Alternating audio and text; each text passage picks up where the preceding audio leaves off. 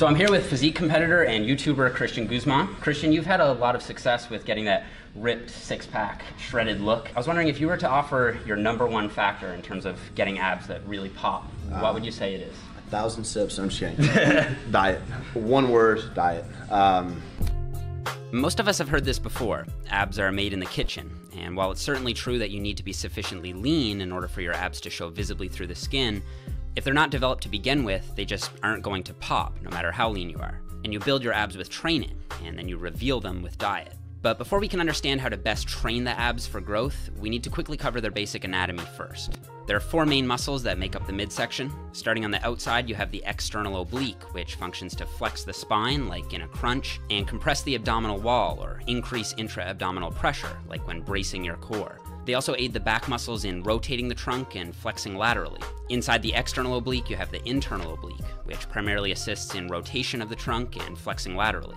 Inside that, you have the transverse abdominis, or TVA, which compresses the abdominal contents and aids in core stability, which is why it's so active in so many different exercises and can be trained effectively by doing vacuums. And finally, the main muscle we'll be focusing on is the six-pack itself, properly referred to as the rectus abdominis, which flexes the lumbar spine like in a crunch and also contributes to trunk rotation.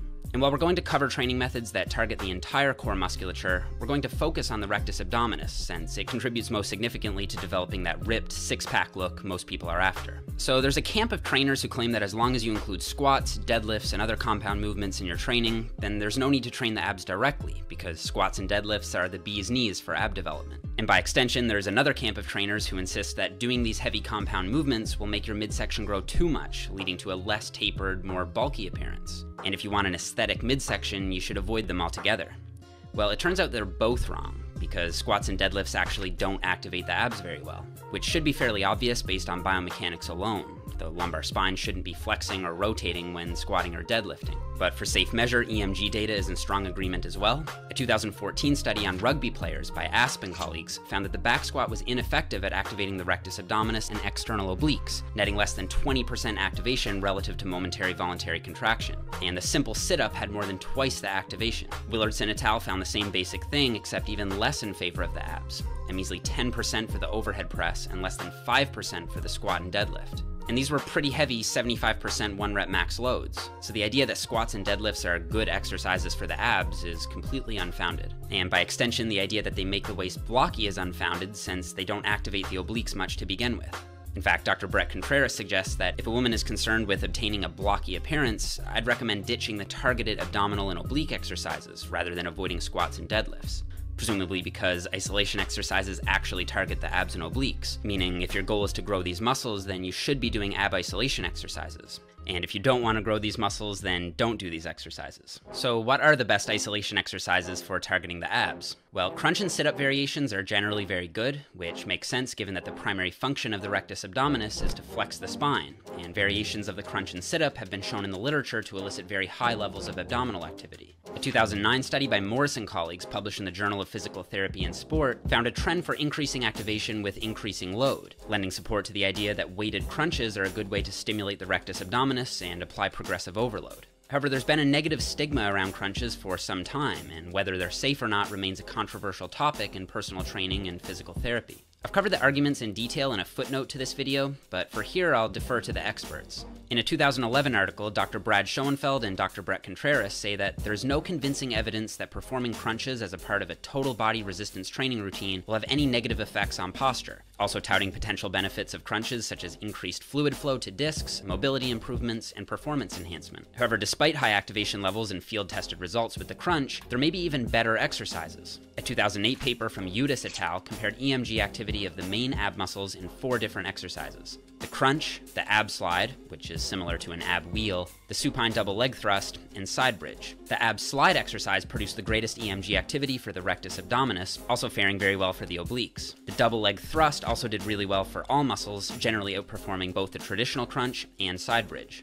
It's worth noting though that a potential limitation is that the exercises weren't loaded relative to a 1-rep max, meaning that it could be the case that the ab slide and double leg thrust had the subjects training harder, which may have influenced the results in their favor. Data from Bohek, Bearhans, and Buskies is also enlightening as it compared EMG activity in 12 different ab exercises, showing that it's possible to target upper and lower regions of the abs distinctly. Saderback et al. Corroborated this basic idea by showing differing activation levels between the upper and lower abs in the Bosu ball crunch, but their main finding was that the upper and lower abs were both about 20% more active when placing a Bosu ball under the lower back to create an unstable surface for the upper body when using 10 rep max loads. So according to Bohek, Behrens, and Buskey's data, the lower abs were most active with the hanging leg raise, a finding supported by biomechanically sound reasoning that exercises that bring the pelvis towards the chest should target the lower region better. Granted, this exercise isn't without limitation. Grip strength could limit its effectiveness if grip gives out before the abs do, and similarly, since the hip flexors are highly involved, weak hip flexors could present an obstacle to taking the abs sufficiently close to muscular failure.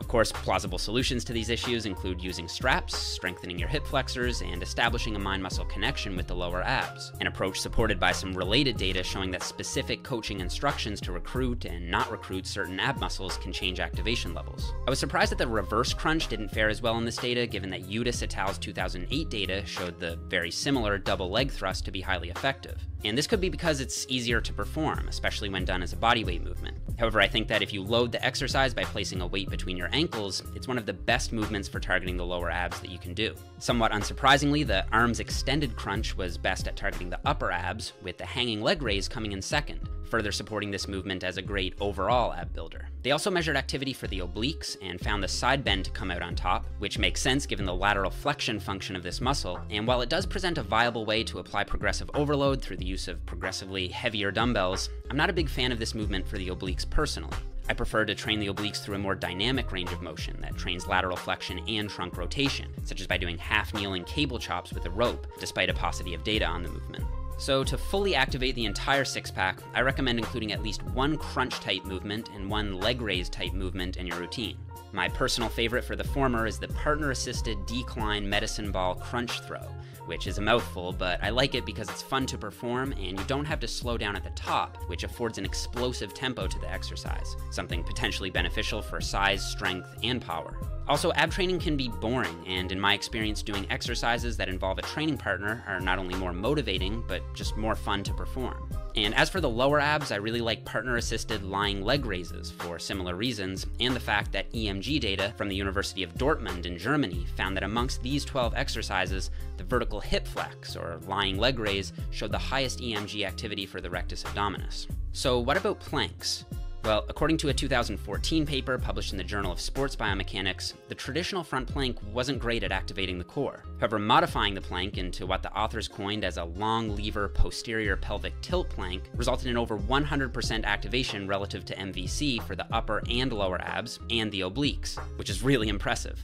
So to make this modification, simply move your elbows forward so that they're more under the eyes. That's the long lever part, and squeeze your glutes as hard as you can. That's the posterior pelvic tilt part. As a word of caution, this exercise is really difficult, so if you're new to planks, I'd suggest starting with a regular plank first. I also have found doing weighted planks to be effective from a progressive tension perspective, and again, having a training partner can make this more enjoyable.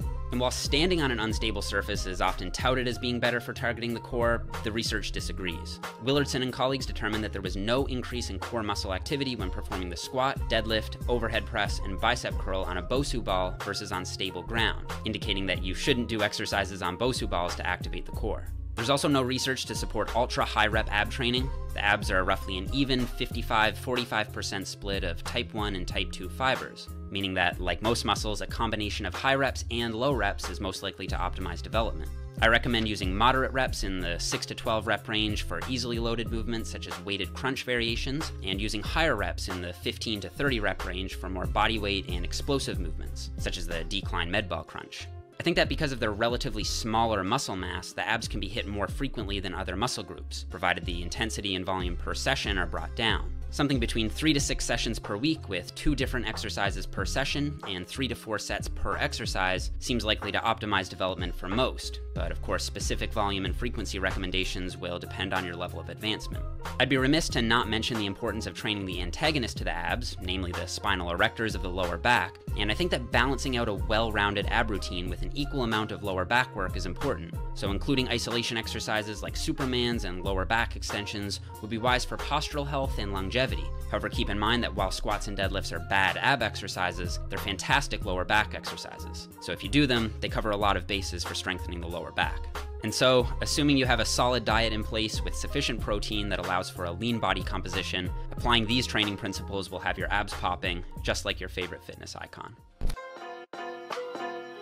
All right, what is going on, everyone? So I've made it back to Kelowna, British Columbia, Canada, and I just wanted to give a super quick shout out to Christian. Thanks for being a good sport and doing this video with me. If you guys haven't checked out Christian's channel, it's linked down there in the description. And I also wanted to give a shout out to Squarespace for sponsoring this video. In case anyone isn't aware, Squarespace is an all-in-one website platform that allows you to custom create your own website. They have beautiful designer templates, 24/7 award-winning customer service, and I know this because I've personally used Squarespace for the last 2 years to run my own online coaching business and my own online store. So if you guys would like to get started with building your own website, you can get started today at squarespace.com/Nippard. And if you use the offer code Nippard at checkout, it'll save you 10% off your first purchase. I also made a really quick footnote to this video going into a little bit more detail about whether crunches are safe or not, so you guys can check that out at the link over here somewhere.